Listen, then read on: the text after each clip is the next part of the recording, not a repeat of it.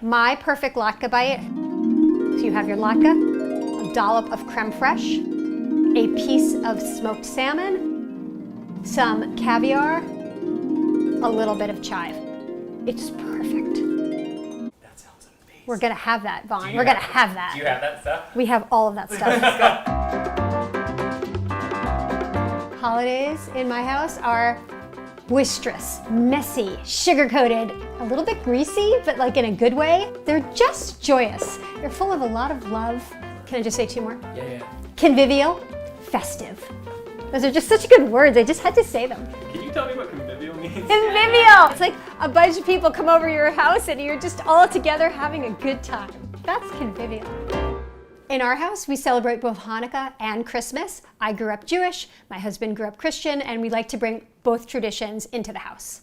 December always starts with latkes, because to me, Hanukkah and latkes, they are the same thing. I know a lot of people do donuts. I know you can fry anything in oil and celebrate Hanukkah that way, but we are all about the latkes. We love our latkes. So when December rolls around, I get a little twitchy. I'm like, okay, do I have the potatoes?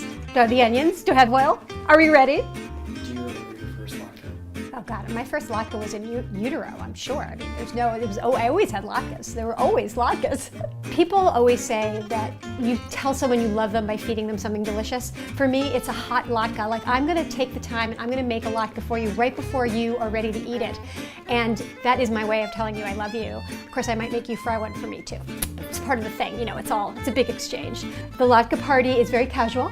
We are frying the latkes together, we're making the latkes together, we're eating them with our hands, and I have a toppings bar, so everyone can personalize their own individual latke. Maybe you like applesauce and sour cream, and maybe you like smoked salmon and creme fraiche. There are some purists who eat it plain. Everybody should have the latke that they want. All right, latkes.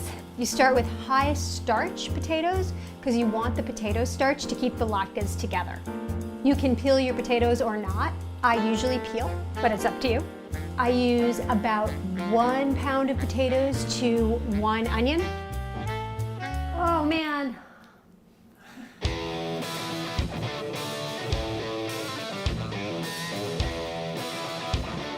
These are my onion goggles. I can't do onions without them. Do they work? Yes. You want to grate the potatoes, but not too finely. The coarser the strands are, the crispier they are when they hit the oil. So coarsely grated potatoes and onion. You grate the onion along with the potato. I use a food processor. So this is one of those little produce bags that you get, and I'm going to use it to squeeze out the potatoes and onions instead of a dish towel. Unlike a cotton towel, which will absorb all the liquid and then it's hard to get it dry, this one you can just keep going. This just also helps your latkes get crisp, because when you're getting rid of some of the moisture, then they can absorb more of the oil, which is exactly what you want. So make sure to either wring them dry, or you can put them in a colander and press the moisture out. You've got your grated potato, you've got your grated onion, and that's when you mix in an egg. The egg just really helps everything stay together. And a little bit of baking powder, salt, a little bit of flour, or you could use matzo meal. I like to use flour. You mix it all together. I usually use my hands.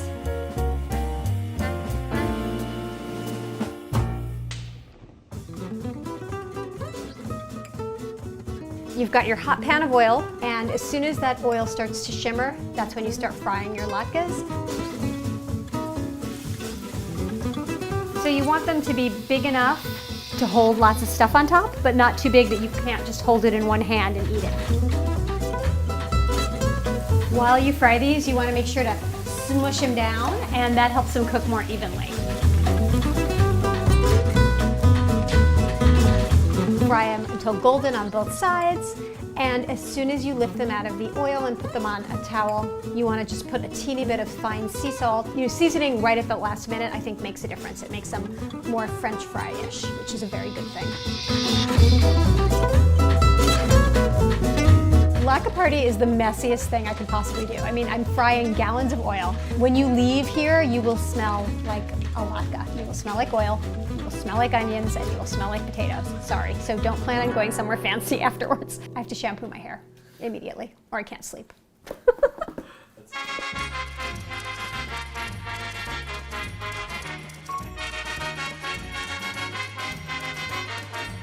The second you put those latkes on a tray, your guests will pick up those latkes. You will not even have a second to restock that platter. They're just gonna eat them immediately. And then let them top their latkes to their heart's content.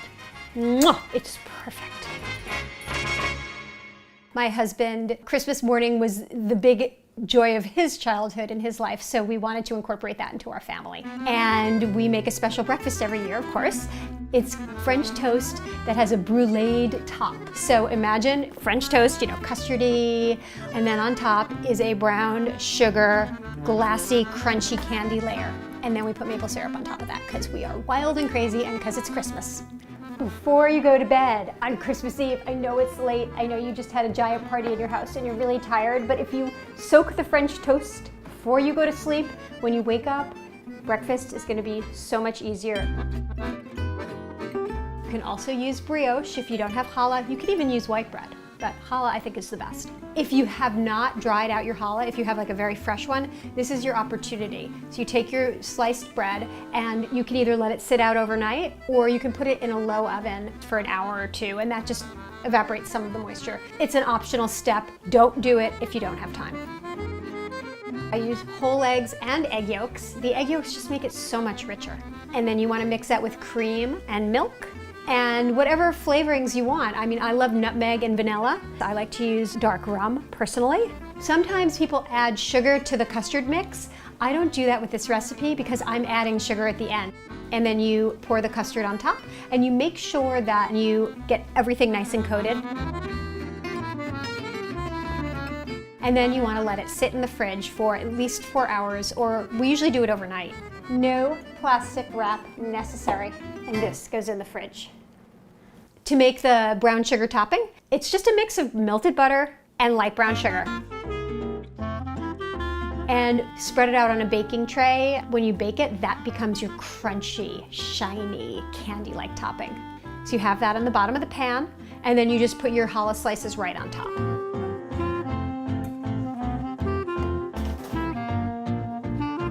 The sugar on the bottom should be bubbling and brown and gorgeous.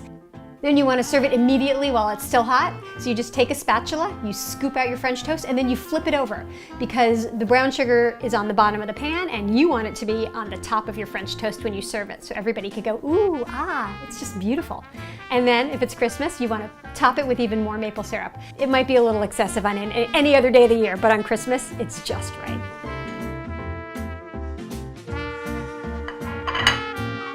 Look at that. I mean, come on, right? The holidays are such a crazy time, for all of us. We're running around, we're buying presents, we're going to other people's parties. We have our big latke party, which is just filled with all of our friends and all of our people. It's hectic, it's chaotic. But by the time we get to Christmas morning, it's the end of it for us. It's the end of the holiday season, and it's our grounding time. We're just together, we're cozy, no one is knocking on our door, we're spending time with each other, we're eating French toast, and it's this moment of real peace. The holidays, as much as it's about being hectic and family and friends, it's also about peace, and it should be. And so for us, that Christmas morning brings us together in a way that we don't have any other time of the year.